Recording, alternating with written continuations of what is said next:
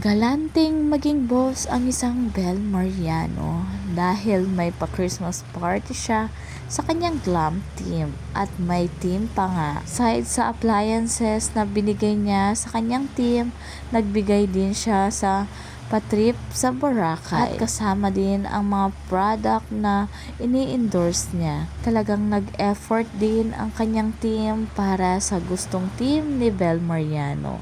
Nagpilipinya na naman ang suot ni Bel dito. At eto pa nga ang kuha na nagbibigay ng produkto si Bel Mariano sa kanyang team at pinagpadala niya nga ng paper bag. Hindi lang maganda ang isang Belinda, isa rin siyang may mabuting puso.